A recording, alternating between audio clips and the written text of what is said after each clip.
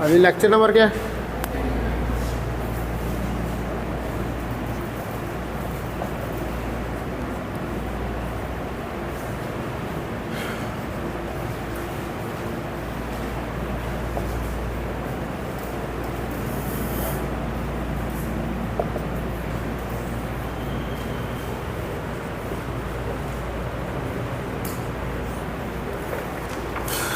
अच्छा, कल मैंने EPR और बेल इनक्वालिटी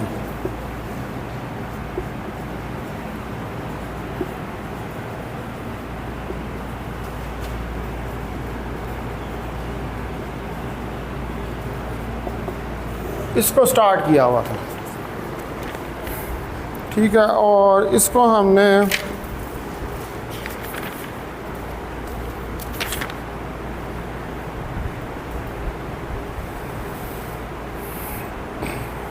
ये यहाँ तक लिखा था कि क्वांटम मैकेनिक्स जो है is not a complete theory of nature, इधर तक ही लिखा था ना, ठीक है। तो अच्छा, अब जो हमारे पास जो EPR है, इसका जो एसेंस है, यानी कि इसकी जो बेसिक चीज़ है इसके अंदर, वो ये है कि जो आपके पास EPR है, जब इसको आप इंसर्ट करते हैं, यानी कि in terms of elements of reality, ठीक है। यानी कि आइंस्टाइन और रोजन और पोडिस्की ने यही कहा था कि कुछ ऐसे एलिमेंट्स हैं या हिडन वेरिएबल्स हैं जिनकी वजह से इंफॉर्मेशन जो है वो ट्रांसफ़र होती है। तो इनका ये बिलीव था कि कोई इस तरह का एलिमेंट जो है रियलिटी का, वो हर सूरत में रिप्रेजेंट कर रहा है एक कंप्लीट फिज़िकल थ्योरी को। मतलब है कि ऐसे नहीं है कि बगैर किसी वेरिएबल के या किसी और चीज़ के, मतलब एक्सपेरिमेंटली तो कोई पता ही ना चला कि किस तरह इंफॉर्मेशन जो है वो एक जगह से दूसरी जगह तक पहुंच जाती है। लेकिन उनका ये ख्याल था कि नहीं, ऐसा कुछ ज़रूर है कि जिसकी वजह से इंफॉर्मेशन जो है वो एक जगह से दूसरी जगह जाती है और वहाँ पर कुछ ना कुछ फ़िज़िकल चीज़ मौजूद है जिसके बारे में हमें इल्म नहीं है।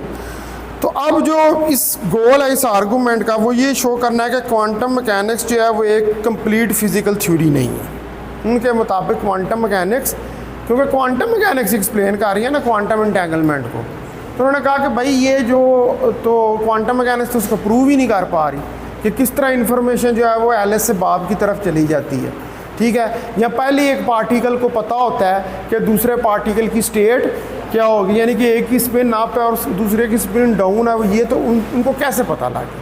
उन्होंने कहा क्वांटम थ्योरी जो है वो कंप्लीट थ्योरी नहीं है, ठीक है। तो अब उन्होंने आइडेंटिफाई किए एलिमेंट्स ऑफ रियलिटी जिनको उन्होंने इंक्लूड किया क्वांटम मैकेनिक्स में। मैंने यानी कि खुद से कुछ उन्होंने अपनी तरफ से, क्योंकि एक्सपेरिमेंटली कोई प्रूफ चीज़ें नहीं थी, एक हाइपोथेटिकल, ये जो EPR पैराडॉक्स था ये हाइपोथेटिकल था, यानी कि ऐसी थ्योरीज थी जिसको अज्यूम किया गया था जो कि एक्सपेरिमेंटली मेजर नहीं थी या उसको मेजर नहीं था किया गया। तो उन्होंने ये क्लेम किया कि जो सफिशेंट कंडीशन है किसी भी फिज़िकल प्रॉपर्टी के लिए, उसके लिए एलिमेंट ऑफ रियलिटी होना ज़रूरी है, यानी कि फिज़िकली चीज़ होनी ज़रूरी है कि जिसके अंदर हम ये प्रेडिक्ट कर सकें सर्टेनिटी के साथ इस वैल्यू को कि जब भी आप इमीडिएटली बिफोर मेजरमेंट उसको डिस्क्राइब करें।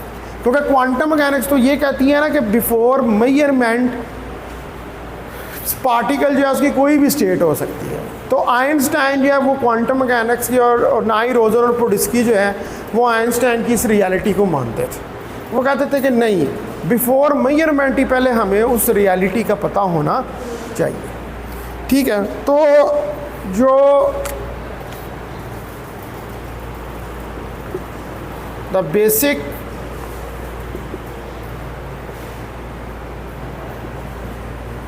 essence of the EPR argument, अब जो बेसिक एसेंस है इस EPR आर्गुमेंट का वो ये है कि एज फॉलोज,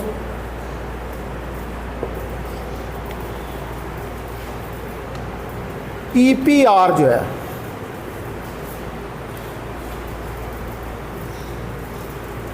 वर इंटरेस्टेड, यानी कि आइंस्टाइन, रोजन और पोडोल्स्की जो हैं वो इंटरेस्टेड थे in what they termed element, in what they termed element, जिसको कि उन्होंने एलिमेंट का नाम जो है वो दिया, ऑफ रियलिटी। ठीक है जी, उन्होंने ये अज्यूम किया इस चीज़ को, उनका ये बिलीव था, their believe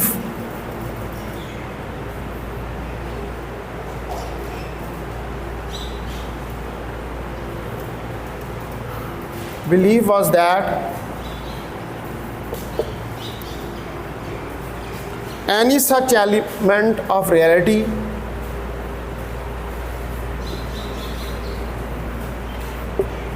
any such element of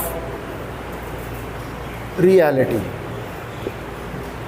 क्योंकि इस तरह का कोई भी एलिमेंट जो है रियलिटी का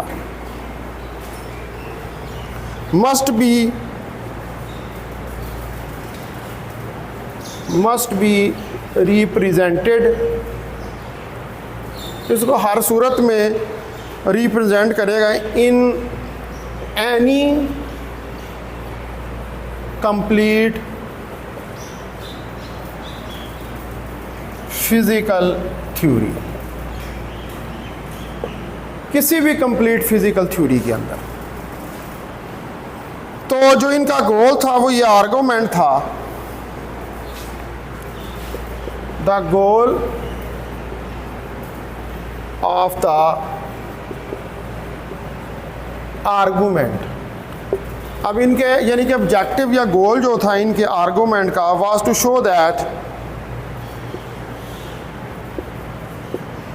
to show that the quantum mechanics is not a complete physical theory.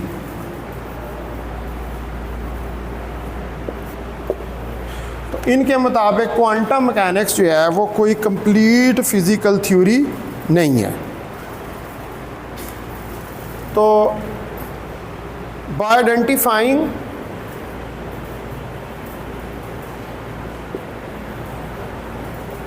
अब अगर आप आइडेंटिफाई करें एलिमेंट्स ऑफ रियलिटी को, by identifying elements of reality, यानी कि वो जो एलिमेंट वेरिएबल सपोज कर रहे हैं वो सोच रहे हैं कि ये रियल है, that were not included, जो कि इंक्लूड नहीं है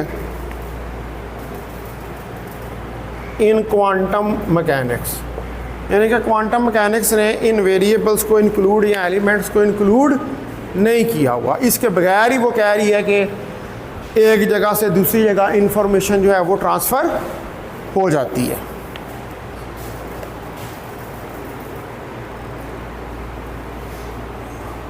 अब इन्होंने क्या किया कि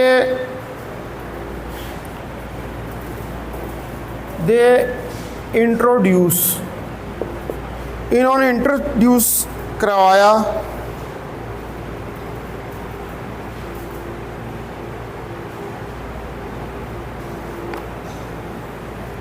they introduced by claiming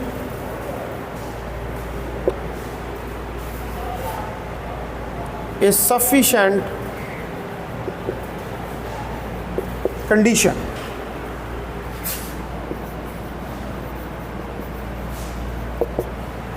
एक सफिशेंट कंडीशन जो है for a physical property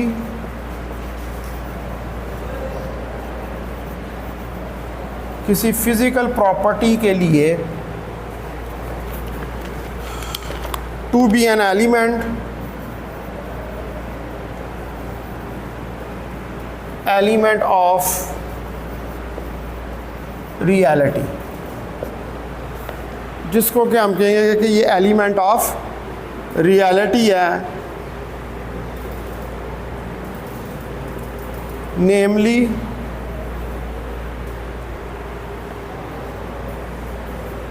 that it be possible,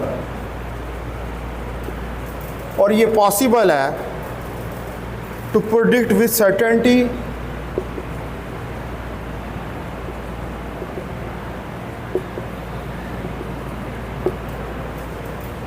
कि सर्टेनिटी के साथ हम प्रेडिक्ट कर सकें द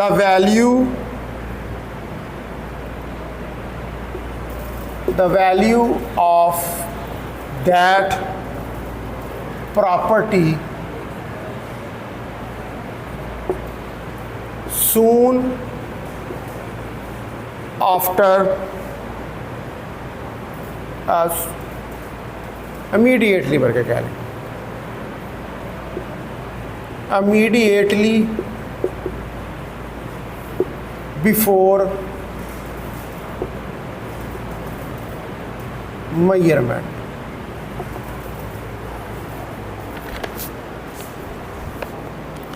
ठीक है जी, कि वो उन्होंने कहा जी ये पहले ही हम इसको जो है वो मेजर कर लेंगे।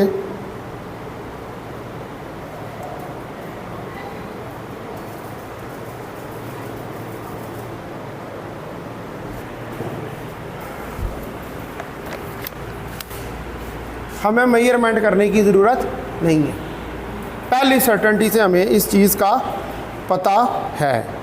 तो कंसिडर करें एग्जाम्पल के तौर पर आप इस चीज़ को समझने के लिए,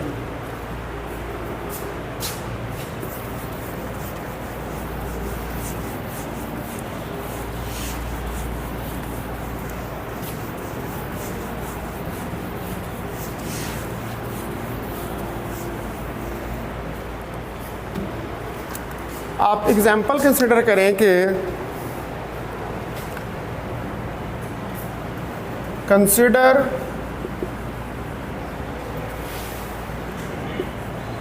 फॉर एग्जाम्पल, मिसाल के तौर पे एन इंटेंगल्ड पेयर, एक पेयर है इंटेंगल्ड है ऑफ क्यूबिट्स का बिलोंगिंग टू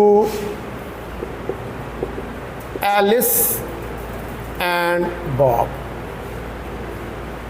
एक इंटेंगल्ड पेयर है आपके पास जो कि बिलोंग कर रहा है एलिस और बॉब को रिस्पेक्टिवली।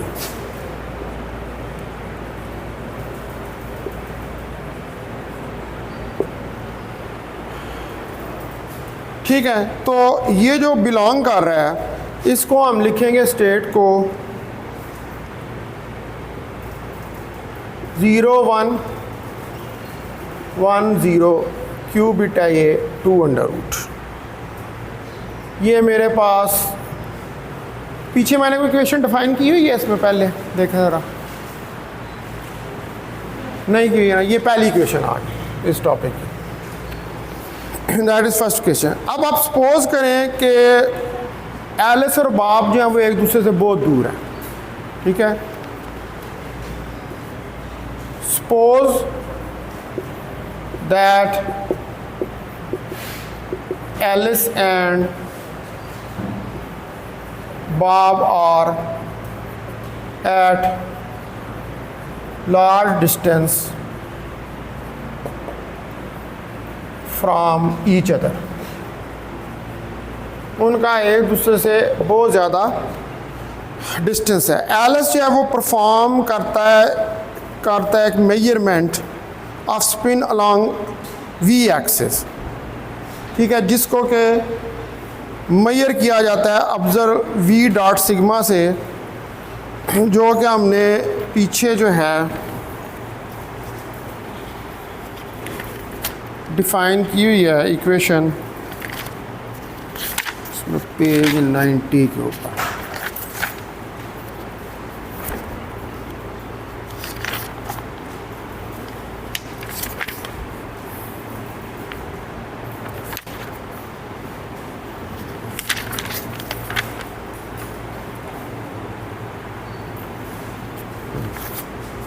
अच्छा, तो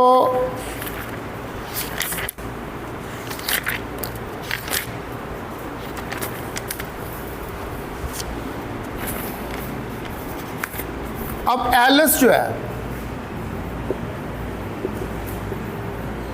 प्रीफॉर्म्स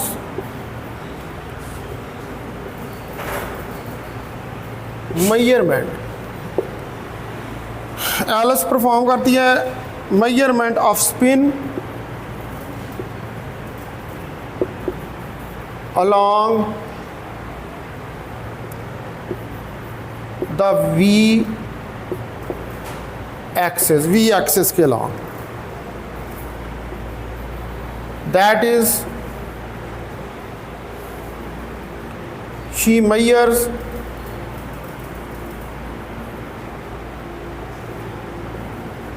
the observable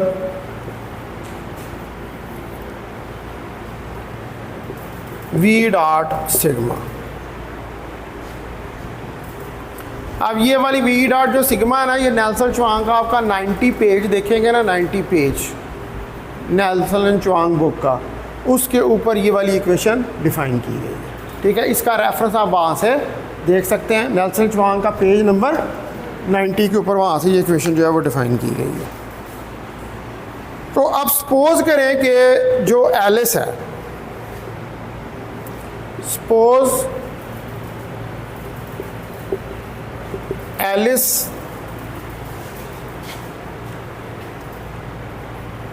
got the result +1। Alice के पास जो रिज़ल्ट आता है वो क्या है, वो +1 कोई रिज़ल्ट जो है वो आ जाता है। तो जो सिंपल क्वांटम मैकेनिकल कैलकुलेशन है, then simple quantum mechanics calculation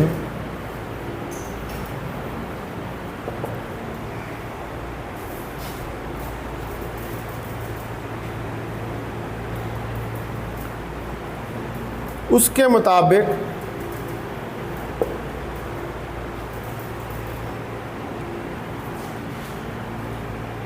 shows that, वो ये शो करता है कि शी कैन प्रिडिक्ट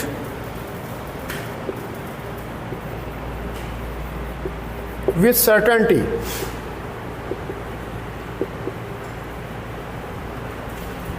कि वो ये सर्टेनिटी से प्रिडिक्ट कर सकती है कि बाब जो है वो मेजर कर रहा है -1 को, that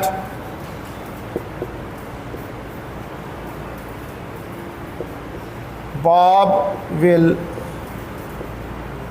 measure -1 on his qubit if he also measures spin along V axis, अगर वो भी V एक्सिस के अबाउट स्पिन को फाइंड करना है।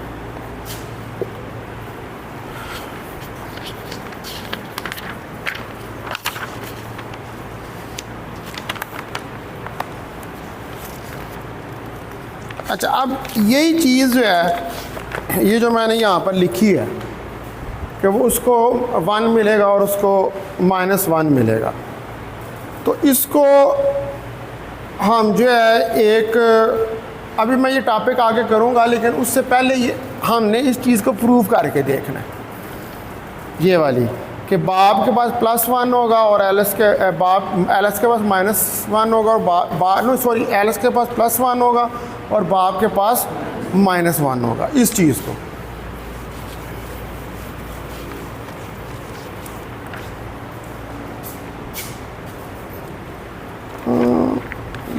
पहले इसको कंप्लीट कर लें फिर प्रूव कर लें, पहले इसको कंप्लीट कर लेते फिर मैं आपको बाद में प्रूव करके भी दिखा दूँगा। ये चीज़ जो मैंने लिखी है ना, पहले इसको ज़रा कंप्लीट कर लेते हैं, उसके बाद इसको प्रूव करके एंड पे दिखा दूँगा कि ये कैसे होता है। अच्छा, अब सिमिलरली जो है अगर वो एलएस जो है वो मेजर करे -1, तो फिर वो ये प्रोडिक्ट कर सकती है विद सर्टेनिटी के बाब जो है वो मेजर करेगा +1 ऑन हिज क्यूबिट, उसका वाइस वर्सा का, ठीक है। यानी कि अगर सिमिलरली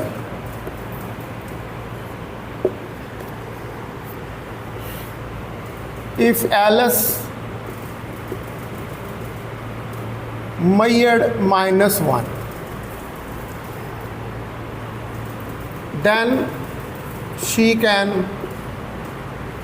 predict with certainty, तो फिर वो ये प्रोडिक्ट कर सकती है सर्टेनिटी के साथ दैट बॉब विल मेजर +1।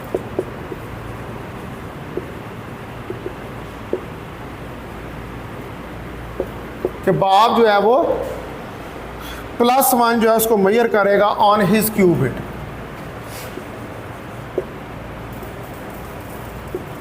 अपनी क्यूबिट में।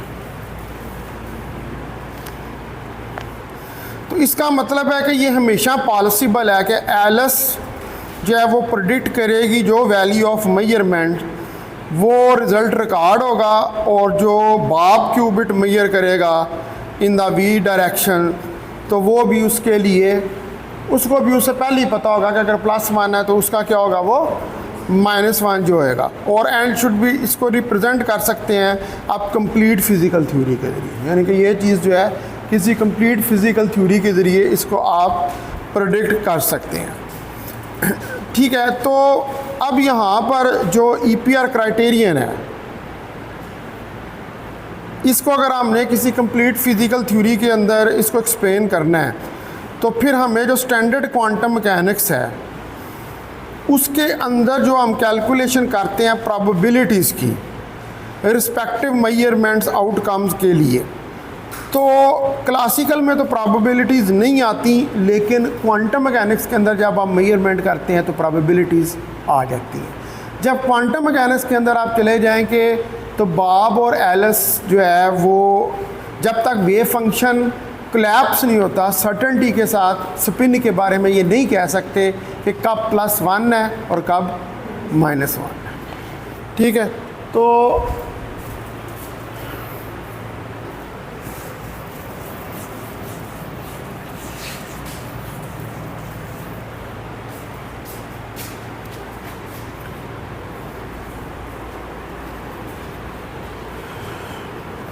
यहाँ पर आप जो है बिकॉज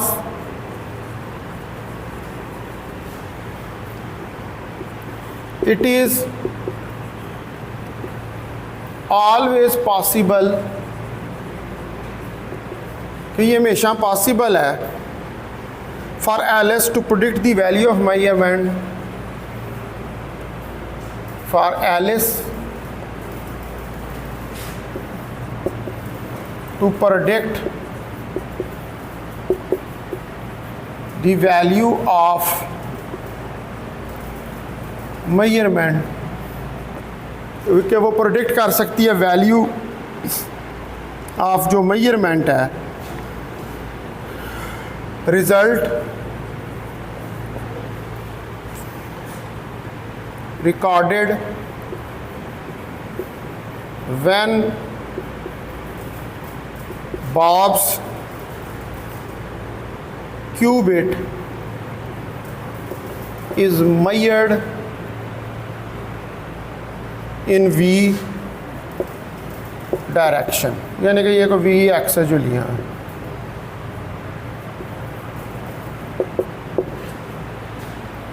V डायरेक्शन में।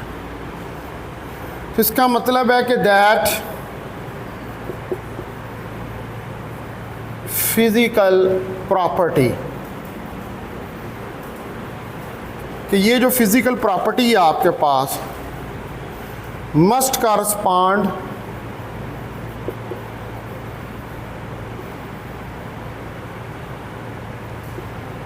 To element to an element of reality, तो ये फिर हर सूरत में जो एक एलिमेंट है रियलिटी का उसको कॉरस्पॉन्ड करेगी, और बाय EPR यानी कि आइंस्टाइन, पोडोल्स्की और रोजन जो क्राइटेरिया था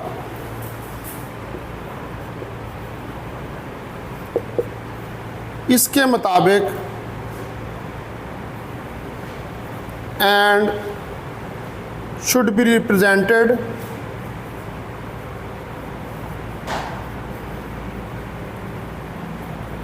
और इसको आप रिप्रेजेंट करेंगे in any complete physical system. अगर सर्टेनिटी के साथ प्रेडिक्ट कर सकती है तो फिर आपका सिस्टम क्या हो जाएगा, कंप्लीट फिजिकल सिस्टम हो जाएगा। लेकिन क्वांटम मैकेनिक्स में आइंस्टाइन और रोजन और पोडोल्स्की का कहना था कि जो सिस्टम है वो कंप्लीट नहीं, ठीक है। उन्होंने इस पेपर के अंदर ये कहा कि भाई इस तरह करें तो ये कंप्लीट हो जाती है। लेकिन अब अगर हम क्वांटम मैकेनिक्स की बात करें तो however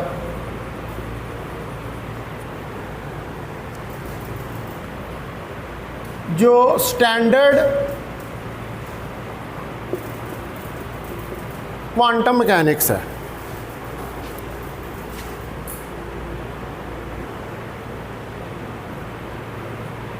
it tells us how to calculate the probabilities। तो ये हमें ये बताती है कि आप किस तरह कैलकुलेट कर सकते हैं probabilities of the respective measurement outcomes of the respective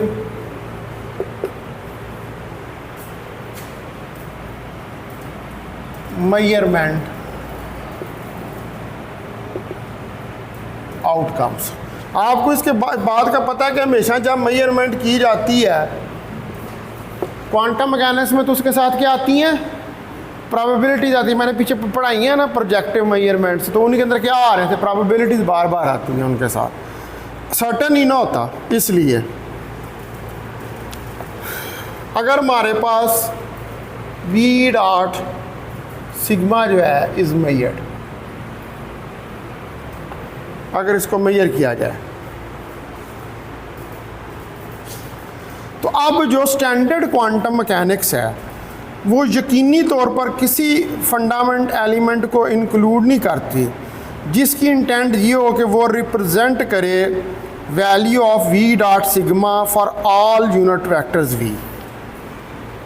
ठीक है, ये स्टैंडर्ड क्वांटम मैकेनिक्स के अंदर पॉसिबल नहीं है कि बगैर प्रोबेबिलिटी के जो है वैल्यूज़ उनको डिस्क्राइब करें V डॉट सिग्मा, ये जो आपने मेजर की है इसके लिए। तो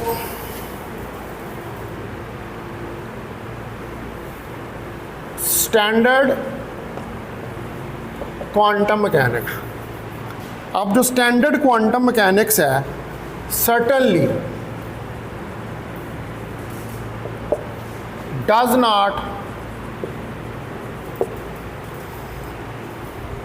include any fundamental element। इसके पास कोई भी फंडामेंटल एलिमेंट जो है वो नहीं होता। जैसे कि जैसे आइंस्टाइन और रोजन कह रहे हैं कि भाई रियलिटी तो तब भी एग्जिस्ट करती है जब कोई फंडामेंटल एलिमेंट हो, अगर फंडामेंटल एलिमेंट नहीं है तो रियलिटी, अगर क्वांटम मैकेनिक्स नहीं इस बात को मानती है, ठीक है, वो तो कोई उसके अंदर कोई फंडामेंटल एलिमेंट इंक्लूड नहीं होता जो कि इंटेंडेड हो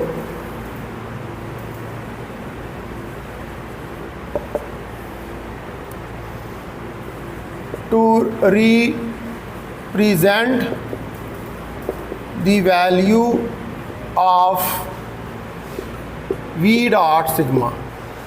जो कि वी डॉट सिग्मा की वैल्यू को प्रेडिक्ट करे फॉर ऑल यूनिट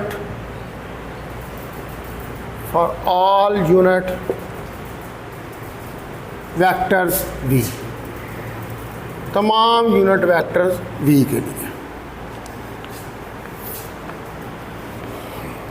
तो क्वांटम मैकेनिक्स में तो नहीं इस तरह हो सकता, लेकिन आइंस्टाइन, रोजन और पोडेस्की जो हैं वो यही चाहते हैं कि इस तरह हो जाए। ठीक है,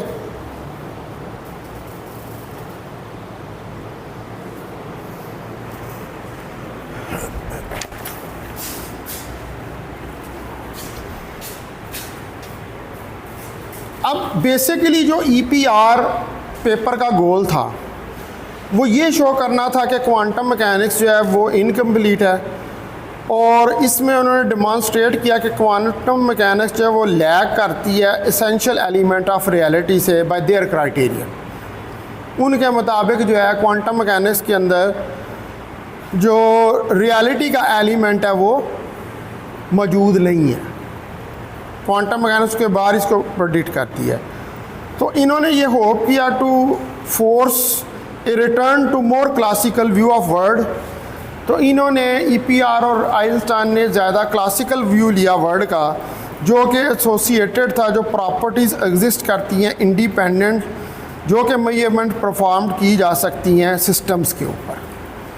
ठीक है, यानी कि इन्होंने क्या किया, इन्होंने क्लासिकल मैकेनिक्स का सहारा लिया और क्लासिकल मैकेनिक्स अपने पेपर के अंदर क्लासिकल मैकेनिक्स के मुताबिक इन्होंने कहा कि कोई ना कोई चीज़ ज़रूर फिज़िकल होती है, जिसको उन्होंने रियलिटी का नाम दिया, और उन्होंने कहा कि इस फिज़िकल चीज़ की वजह से ही ये इन्फॉर्मेशन जो है वो एक जगह से दूसरी जगह ट्रांसफ़र हो रही है। जब भी आप मेजरमेंट परफॉर्म करते हैं तो वो मेजरमेंट जो होती है वो सर्टन होती है, उसके साथ हमें प्रोबेबिलिटीज़ की ज़रूरत नहीं है।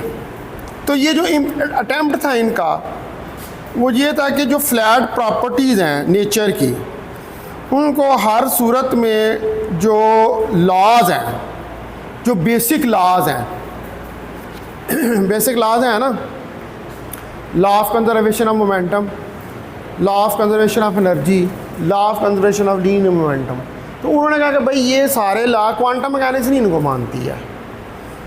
क्वांटम मैकेनिक्स के अंदर न्यूटन के लॉज जाके वायोलेट हो जाते हैं, न्यूटन के लॉज नहीं वहाँ पर आप अप्लाई कर सकते, इसलिए वहाँ पर आपको नया मैकेनिक्स क्यों डेवलप करना पड़ा था। क्लासिकल मैकेनिक्स क्या है, न्यूटनियन मैकेनिक्स और लैग्रांजियन मैकेनिक्स, यही है ना क्लासिकल मैकेनिक्स। तो नई मैकेनिक्स इंट्रोड्यूस करवानी पड़ी थी, क्योंकि ये क्लासिकल मैकेनिक्स जो ये न्यूटन के लॉज पे बेस करती है।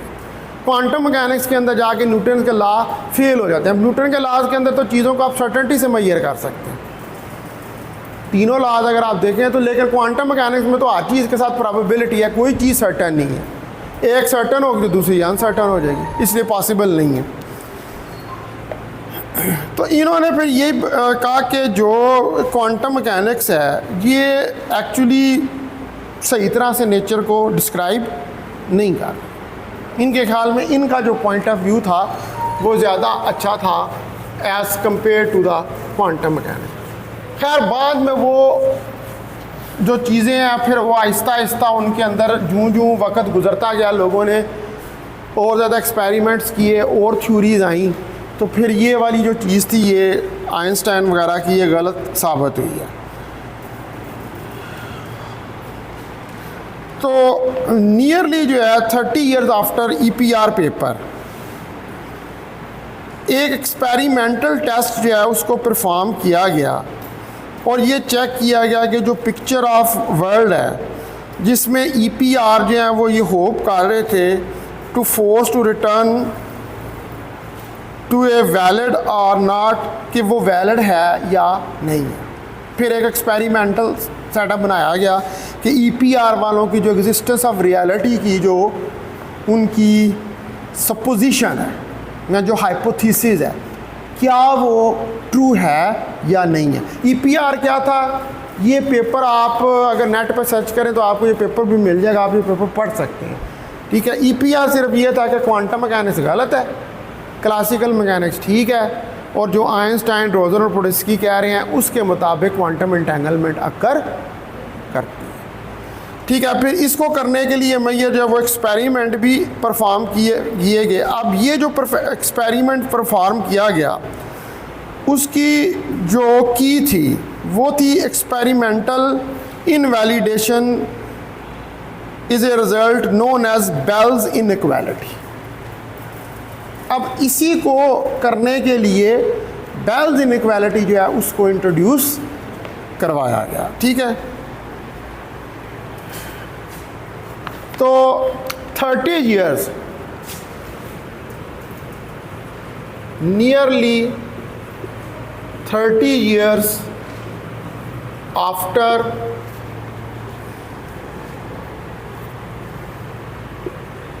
the EPR paper, EPR paper के बाद 3 साल बाद was published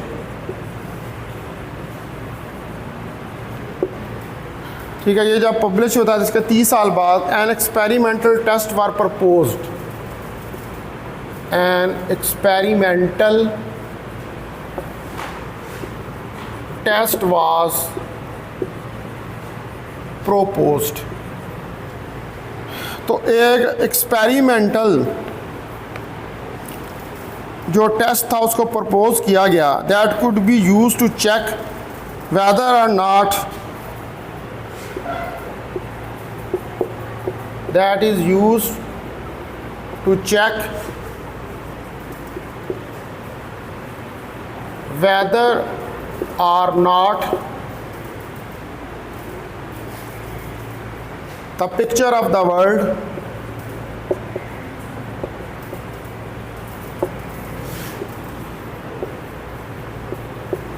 कि जो पिक्चर है वर्ल्ड की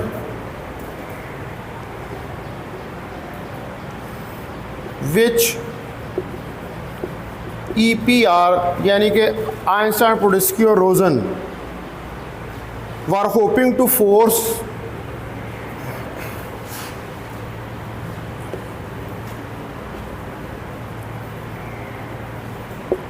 तो वो ये होप कर रहे थे कि हम ये फोर्स कर पाएंगे a return to a valid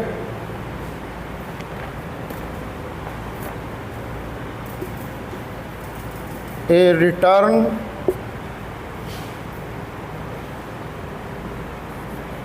to is valid or not, कि जो फोर्स EPR कर रहे हैं क्या वो उनकी जो हाइपोथेसिस है क्या वो वैलिड है या नहीं।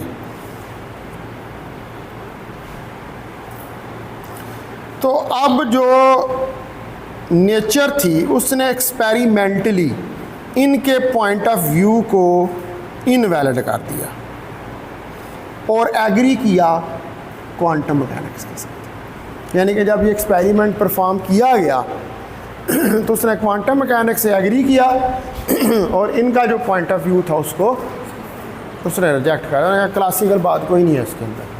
असल में एक्सपेरिमेंट्स ने शो किया कि क्वांटम मैकेनिकली जो है कोई उसके अंदर कोई रियलिटी या कोई एलिमेंट जो है वो एग्जिस्ट नहीं करता है। तो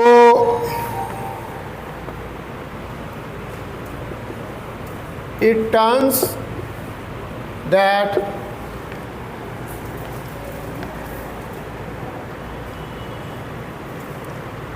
nature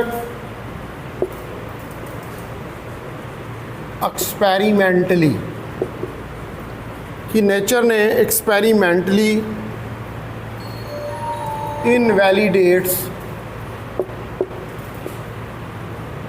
there point of view while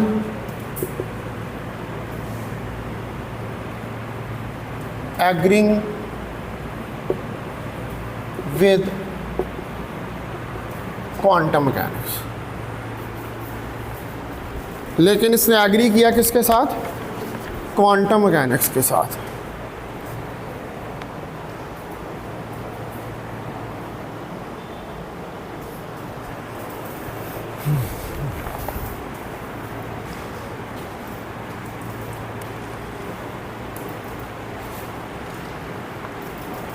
अच्छा, अब जो है इसके बाद जो है वो क्या पेश की गई, दैट वाज बेल्स इनइक्वालिटी। ठीक है, यानी कि जब ये चीज़ जो है वो एक्सपेरिमेंटली इनवैलिड हो गई तो फिर उसको आगे मज़ीद डिस्क्राइब करने के लिए बेल ने अपना मफरूज़ा जो है उसको पेश किया।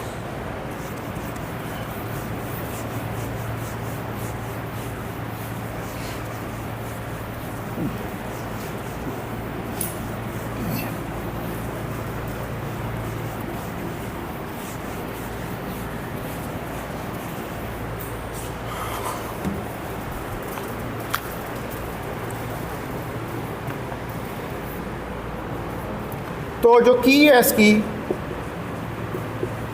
The key to in validation, ठीक है, जो की है इन वैलिडेशन की टू दिस एक्सपेरिमेंटल, ये इसके अंदर एंटर कर रहे हैं टू के बाद, is a result known as Bell's inequality। तो उसको उन्होंने बेल्स इनइक्वालिटी का नाम दिया। बेल्स इनइक्वालिटी जो है is not a result about quantum mechanics, ये सिर्फ क्वांटम मैकेनिक्स का रिज़ल्ट नहीं है। So the first thing we need to do to forget all the knowledge of quantum mechanics, ठीक है, बेल का जो है ये क्वांटम मैकेनिक्स, बेल इनइक्वालिटी जो है इसका रिज़ल्ट जो है वो क्वांटम मैकेनिक्स के साथ नहीं मिलता। तो बेल्स इनइक्वालिटी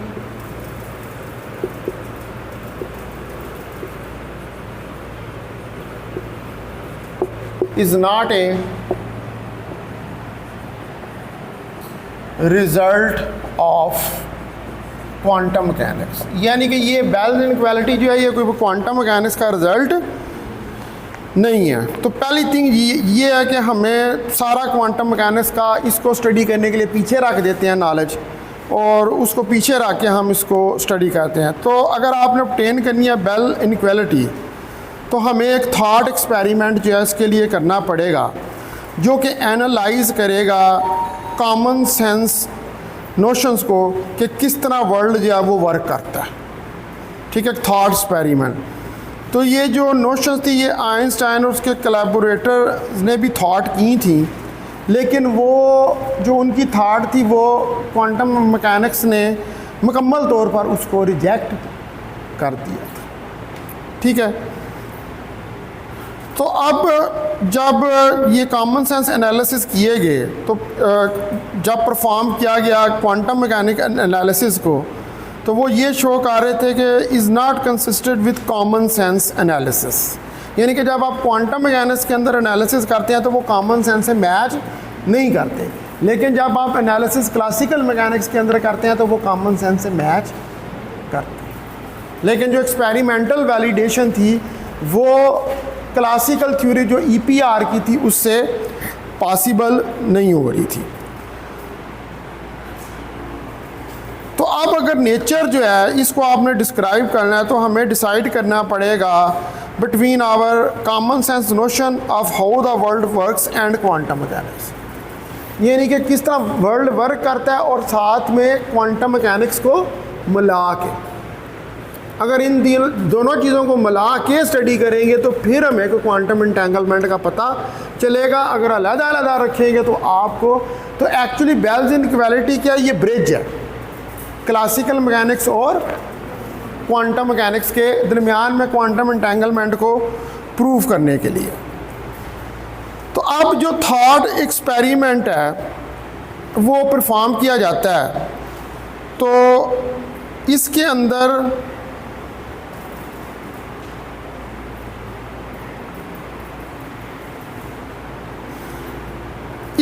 दो पार्टिकल्स जो हैं वो हम उनको लेते हैं, और ये मैटर नहीं करता कि आप उन पार्टिकल्स को किस तरह प्रिपेयर कर रहे हैं, उसको सिर्फ एक्सपेरिमेंटल प्रोसीजर जो है उसके अंदर यूज़ किया जाता है।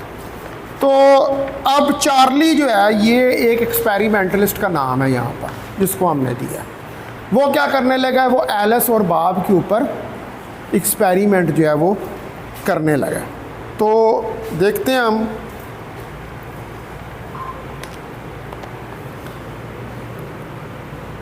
Now we perform an experiment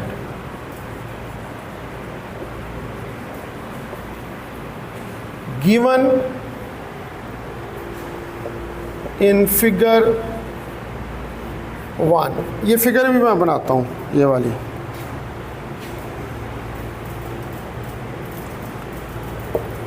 तो चार्ली जो है ये प्रिपेयर करता है दो पार्टिकल्स को। Charlie prepares two particles.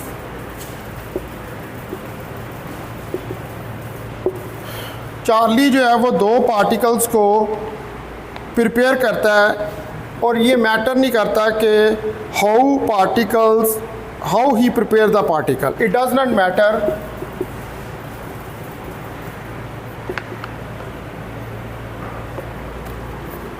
How he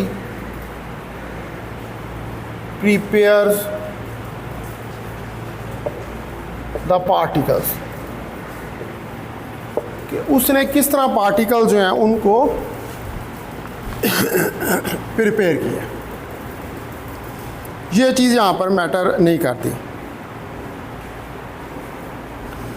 लेकिन वो केपेबल है इस चीज़ का। Just he is capable of repeating the experimental procedure, capable of repeating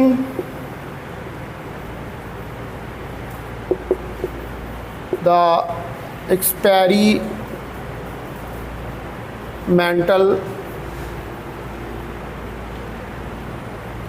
procedure, कि वो रिपीट कर सकता है किसको, एक्सपेरिमेंटल प्रोसीजर को, विच ही यूजेस, जो कि वो यूज़ कर रहा है, जो भी वो एक्सपेरिमेंट कर रहा है।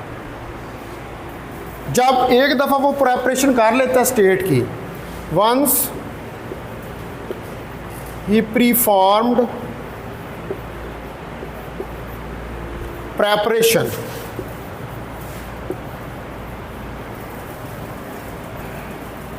तो एक दफ़ा जब वो प्रेपरेशन कर लेता है, he sends one particle to Alice, he send one particle to Alice, वो एक बार पार्टिकल भेजता है एलिस को, एंड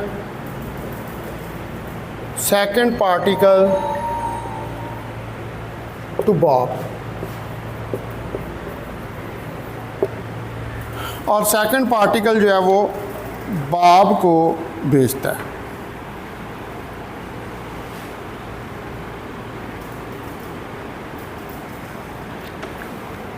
ठीक है जी। अब ये एक्सपेरिमेंट जो है ये किसको डिस्क्राइब करेगा, ये डिस्क्राइब करेगा